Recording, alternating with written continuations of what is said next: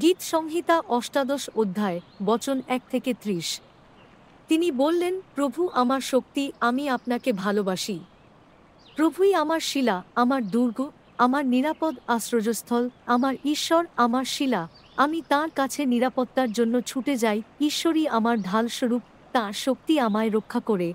দুর্গম পাহাড়ে প্রভুই আমার গোপন আশ্রয়স্থল।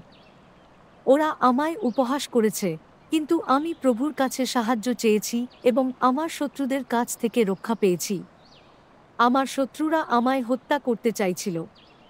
আমার চারপাশে ছিল মৃত্যুর দড়ি, এক তীব্র বন্যা আমাকে পাতালের দিকে ভাসিয়ে নিয়ে যাচ্ছিল। আমার চারপাশে ছিল কবরের রজ্জুগুলি, আমার সামনে পড়েছিল মৃত্যুর ফাঁদ।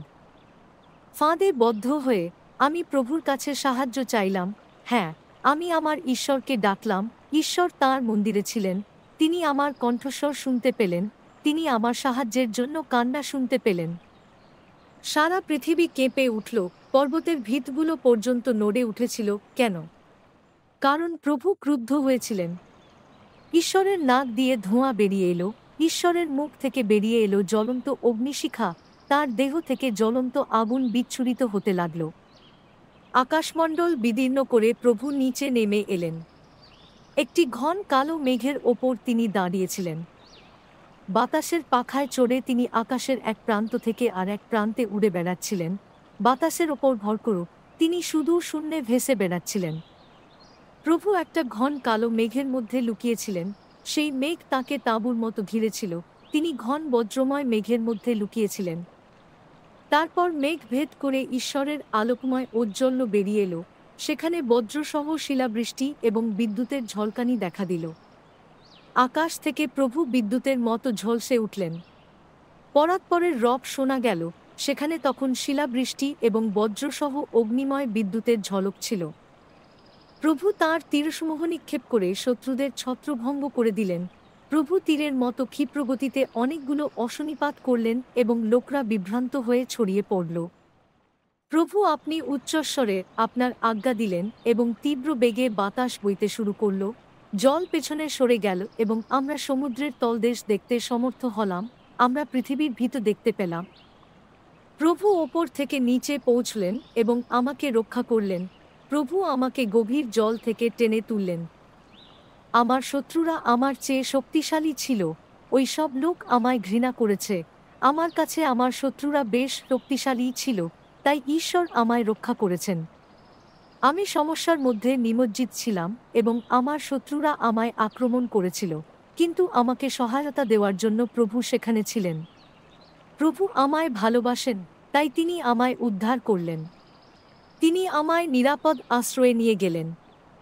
আমি নিষ্পাপ, তাই প্রভু আমাকে আমার যোগ্য পুরস্কার দেবেন। আমি কোন অন্যায় কাজ করিনি, তাই তিনি আমার জন্য হিতকর কাজই করবেন। কেন? কারণ আমি প্রভুর নির্দেশ পালন করেছি। আমি ঈশ্বরের বিরুদ্ধে কোন পাপ করিনি। আমি সর্বদাই প্রভুর নির্দেশসমূহ স্মরণে রাখি। আমি তাঁর নির্দেশিত বিধি পালন করি। তাঁর সামনে আমি সর্বদাই সৎ ও বিশুদ্ধ ছিলাম। আমি নিজেকে অন্যায় কাজ থেকে দূরে রেখেছিলাম। এই কারণে প্রভু আমাকে আমার পুরস্কার দেবেন। কেন? কারণ আমি নির্দোষ। প্রভু দেখেছেন আমি কোন গর্হিত কাজ করিনি, তাই আমার প্রতি তিনি হিতকর কাজই করবেন। প্রভু, যদি কোন লোক প্রকৃতি আপনাকে ভালোবাসে, আপনিও তার প্রতি প্রকৃত ভালোবাসা প্রদর্শন করুন। আপনার প্রতি কেউ যদি সত্য একনিষ্ঠ হয়, আপনিও তার প্রতি সৎ হন। হে প্রভু, যারা ভাল এবং সূচি তাদের কাছে আপনিও ভাল এবং সূচি, কিন্তু নীচতম এবং ক্রূরতম ব্যক্তিকেও আপনি পরাক্রমী করতে পারেন। প্রভু, নম্র লোকদের আপনি সাহায্য করেন, কিন্তু উদ্ধত ও অহংকারী লোকদের আপনি অবদমিত করেন। প্রভু, আপনি আমার প্রদীপ জ্বালান, আমার ঈশ্বর আমার চারদিকের অন্ধকারকে আলোকিত করেন। আপনার সাহায্যে হে প্রভু, আমি সৈন্যদের সঙ্গে ছুটতে পারি। ঈশ্বরের সাহায্য পেয়ে আমি শত্রুদের দেওয়ালের ওপর চড়তে পারি। ঈশ্বর সর্বদাই যা সঠিক তাই করে থাকেন। প্রভুর বাক্য পরীক্ষা করা হয়েছে। যারা তাঁর ওপর বিশ্বাস রাখে, তিনি তাদের রক্ষা করেন। গীত সংহিতা অষ্টাদশ অধ্যায় বচন 1 থেকে 30।